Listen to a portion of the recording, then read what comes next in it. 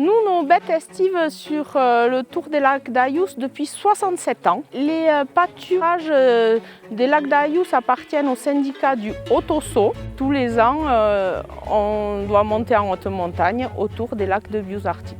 En haute montagne, là, les vaches restent environ une cinquantaine de jours. C'est très bon parce qu'elles viennent prendre un bol d'air, trouver de l'herbe qu'elles ne trouvent pas en moyenne montagne. On trouve des nutriments qu'on ne trouve pas ailleurs. La pâture est différente, on l'exploite au bon stade. Et puis c'est des pâtures complètement différentes parce qu'elles poussent juste après la fonte de la neige. Et en bas, sur l'exploitation, on ne trouve pas du tout ça, quoi. Pour la surveillance, nous, on y monte à peu près 1 à 2 fois par semaine pour venir les voir, pour les surveiller.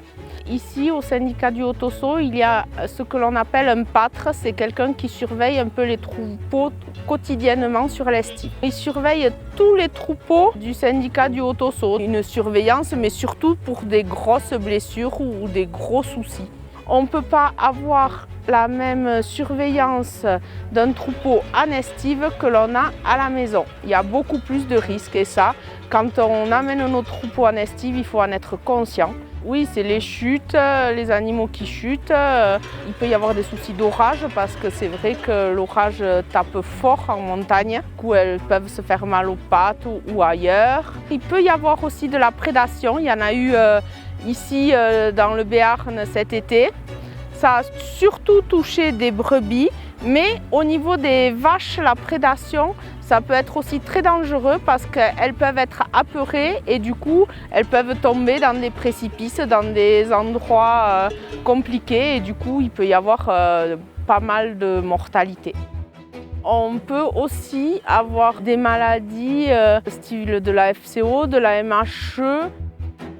Les maladies peuvent se transmettre beaucoup plus facilement d'un troupeau à l'autre. Ici, par exemple, on mélange une trentaine de troupeaux entre eux. Les maladies peuvent circuler beaucoup plus rapidement. On travaille avec notre troupeau, mais on ne travaille pas tout seul.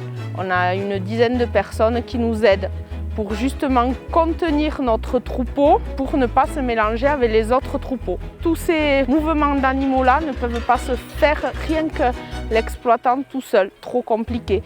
Parce que les espaces sont trop grands à gérer. Si jamais nos vaches se mélangent à d'autres troupeaux, bien sûr on les trie. On trie les vaches des autres troupeaux ou les nôtres. Il y a des parts de contention qui existent dans les estives où il y a des endroits, des passages un peu plus serrés où c'est plus facile de trier des animaux, par exemple. Ce métier-là m'a été transmis par mes parents. C'est vrai que chez moi, être éleveur transhumant, ça se transmet de génération en génération. Ça fait 4 générations que l'on perpétue ces traditions et que l'on vit de cette agriculture-là.